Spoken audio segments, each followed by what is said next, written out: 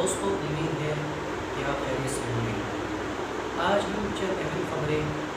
جو کل روہت سردانہ اور آج شہاب الدین کے انتقال کے بعد میں پیدا ہوئی ان کے تعلق سے ایک ایسا انالائسس تحقیق ہم آپ کے سامنے پیش کرنے کی کوشش کریں گے جس سے آپ کو احساس ہوگا کہ آخر وہ لوگ جو روہت سردانہ کی موت سے غمگین تھے وہ شہاب الدین کی موت سے خوش کیوں ہو رہے ہیں۔ اسی طریقے سے جو لوگ روہت سردانہ کی موت سے خوش تھے وہ شہاب الدین کے انتقال سے غمگین کیوں ہو رہے ہیں، اور آخر یہ سارا معاملہ ہو کیوں رہا ہے، اس کے پیچھے آخر کیا ریزن ہے، اس کے پیچھے کے حالات کیا ہیں، ان سب حالات کو ہم آپ کے سامنے پیش کرنے کی کوشش کریں گے۔ تو جڑے رہیے آپ ہمارے ساتھ میں اور ہمارے اس چینل کو سبسکرائب کر لیجئے تاکہ آنے والی ہر ویڈیو آپ کے پاس میں وقت پر پہنچ جائے۔ تو سب سے پہلے ہم چلتے ہیں کہ مسلمانوں کی خوشی کیوں متعلق تھی روہت سردانہ کے انتقال سے۔ آپ سبھی کو معلوم ہے کہ کسی کے دھرم کے اوپر اعتراض کرنا، کسی کے دھرم کے اوپر کچھ ایسی لغویات، کچھ ایسی باتیں کرنا جو ایک دھرم کو کہیں نہ کہیں ٹارگیٹ کر رہی ہو، تو ایسے وقت میں اس دھرم کے ماننے والوں کے دل کے اندر ایک چوٹ لگتی ہے۔ آپ سبھی جانتے ہیں ہمارے اس پیارے ملک کے اندر ہر کسی کو اپنے دھرم کے اعتبار سے زندگی گزارنے کا، اپنی لائف کو انجوائے کرنے کا حق حاصل ہے، تو پھر کوئی کسی کے اوپر اعتراض کیوں کر سکتا ہے۔ روہت سردانہ نے چند سال پہلے مسلمانوں کے سب سے پیارے، سب سے محبوب لیڈر آقا مدنی صلی اللہ علیہ وسلم کی زوجہ محترمہ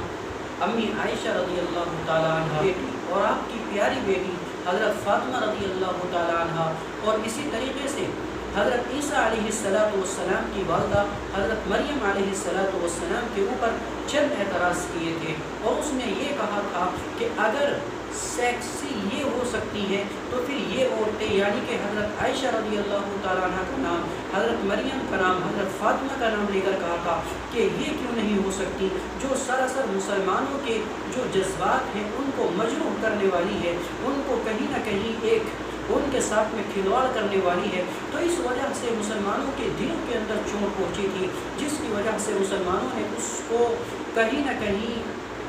ٹارگیٹ کرنے کی کوشش کی تھی،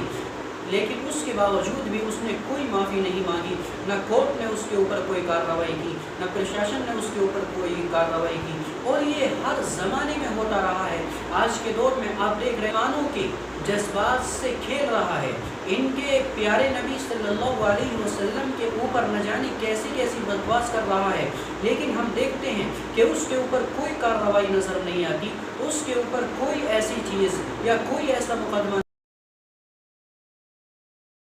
نظر نہیں آتا جس سے اس کی زبان خاموش ہو جائے، اور وہ اس کو یہ احساس ہونے لگ جائے کہ جس طرح ہم ایک دھرم کو ماننے والے ہیں، ہم جس دھرم کی برائی کر رہے ہیں اس دھرم کے والے بھی دنیا کے اندر موجود ہیں، لیکن ہم کہ کوئی ایسا مقدمہ، کوئی ایسی تحریک یا کوئی ایسی چیز اس کے اوپر مسلط نہیں کی جاتی یا اس کو اس کے کٹہرے کے اندر نہیں لایا جاتا۔ ٹھیک اسی طرح روہت سردانہ کے اوپر کوئی کارروائی نہیں ہوئی، مسلمان وہاں پر بھی مایوس ہو چکے تھے، اور بہت سارے ایسے مقدمات ہیں، بہت سارے ایسے معاملات ہیں جس میں مسلمان مایوس ہو چکے ہیں۔ اس کے باوجود بھی اس شخص نے بھی پھر دوبارہ سے مسلمانوں کے قلوب کو، مسلمانوں کے جذبات کو مجروح کرنے کی کوشش کی۔ یہ واقعہ ہے پچھلے سال اس وقت کا جب پورے ملک کے اندر لاک ڈاؤن قائم کر دیا گیا تھا، لاک ڈاؤن لاگو کر دیا گیا تھا۔ اس وقت میں چند اشخاص نے جماعت تبلیغ کو ایک ایسا ہتھ کنڈا بنایا جس کی وجہ سے انہوں نے اپنی ساری کمیاں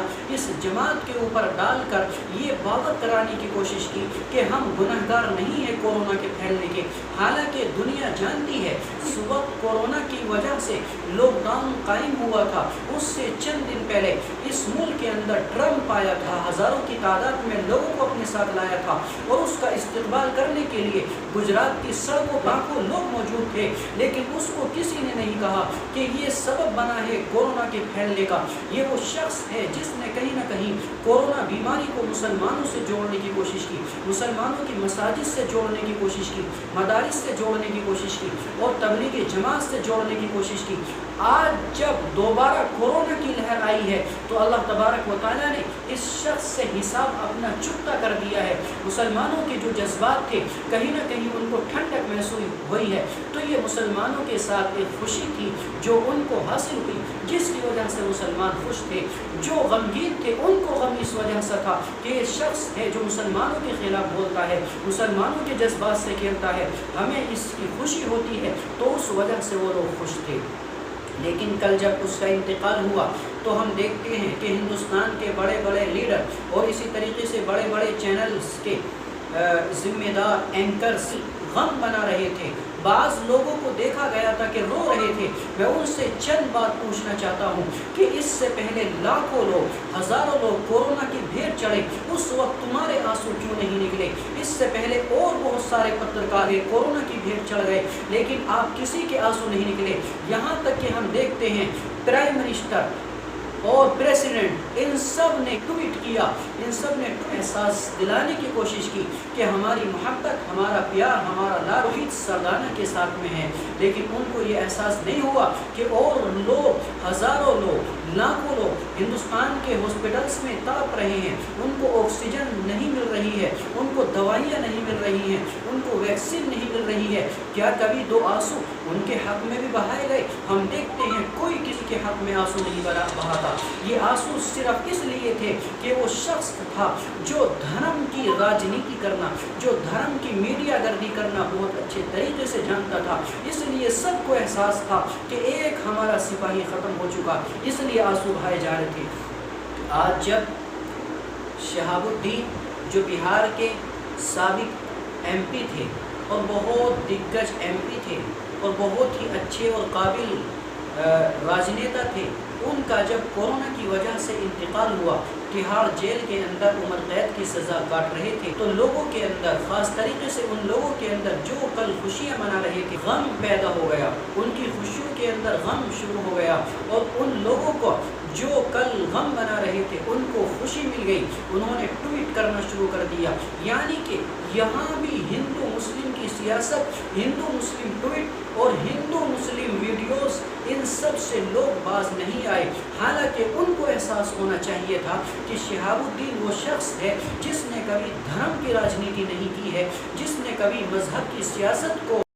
روشن نہیں کیا ہے۔ اس سردانہ اور شہاب الدین کے اندر اگر آپ مقابلہ کریں گے تو کہیں آپ غلطی پر ٹھہریں گے۔ کیوں؟ اس لیے کہ روہت سردانا وہ میڈیا کرمی تھے، اس کے باوجود بھی وہ سیاسی معاملات میں دھرم میں